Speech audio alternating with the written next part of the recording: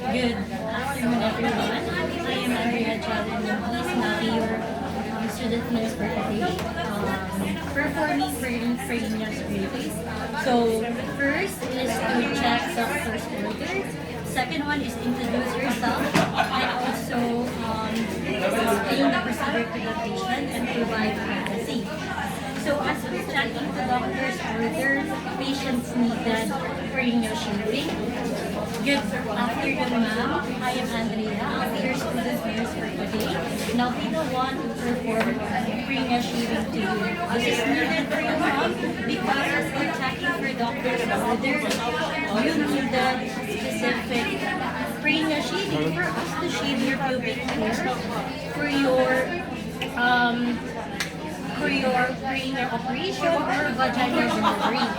And then afterward, provide privacy to the patient, ensuring that all curtains or doors are closed. And then after that one is to put on the supplies and equipment to the bedside of the patient, including the pitcher with warm water, the bath towel,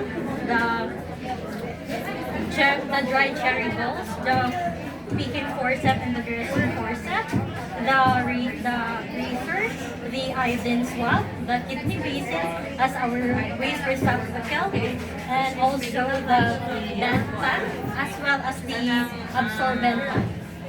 Alright, so I'll be putting this one here.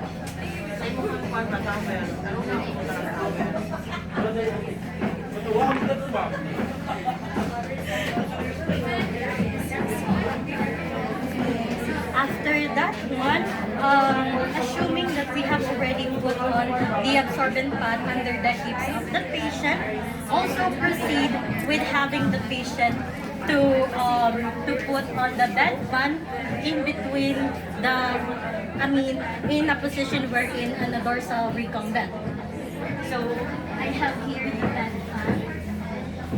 So assuming that we have a real patient here in the count of 3. 1, 2, 3. Right?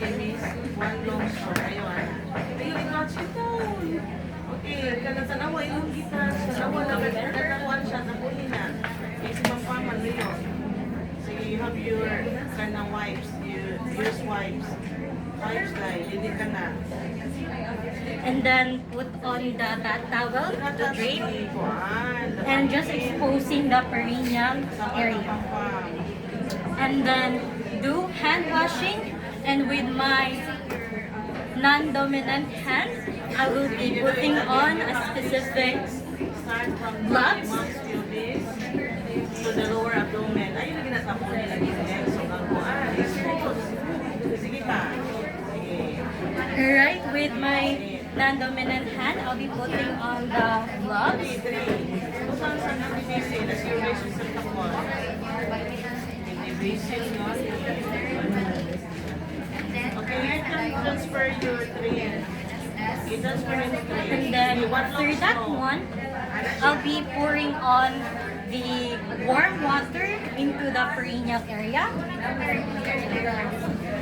And then I will be cleansing the perineal area with the iodine swab using the anterior posterior stroke.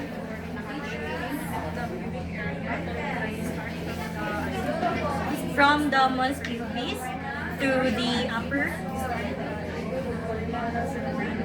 Then this part. As well as here. This card. And then also here.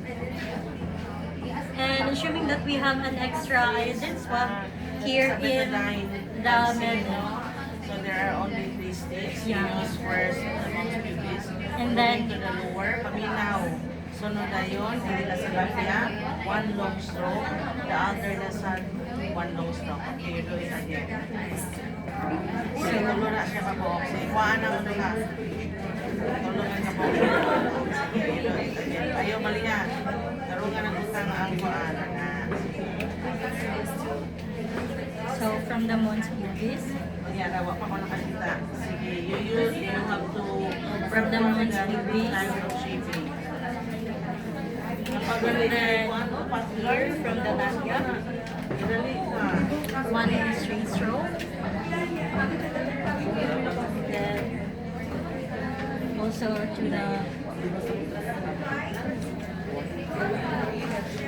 and then after that one is to get the sharp razor and then start the perineal shaving. I'll be putting on my non-dominant over here to make sure to not have any laceration to the perineal area of the patient. The first one is the complete shaving, which is from the Mons Pubis down to the perineum. Tap-tap, you have your braces in the front, not the... And then for the partial shaving, which is from the half of the vulva down to the perineum.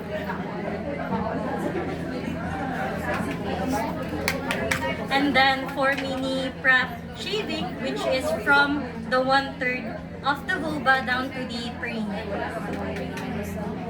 Right? And then after that one, rinse with warm water.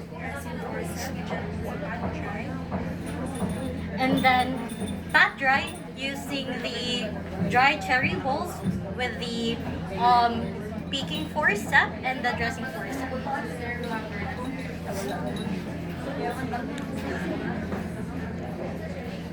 Dahil ayun sa farther area, side. Zag. Tay. Ayun. Here. Dahil, ano, naging pat dry, zigzag yapon at pag-pat dry.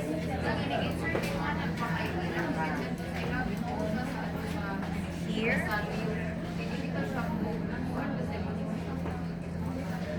Zigzag na. Zag motion. Dahil, ano, padung kapataasan. Padung ka out, ayun padung susoy.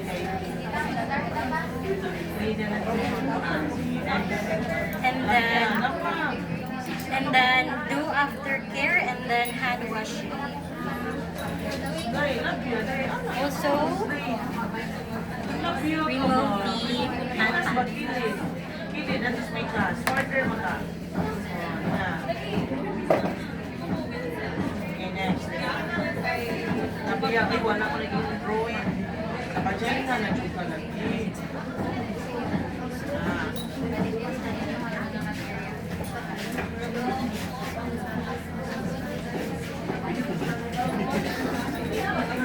Uy, naiko na sa kung ano na aman mo din ha, nakunsa mo.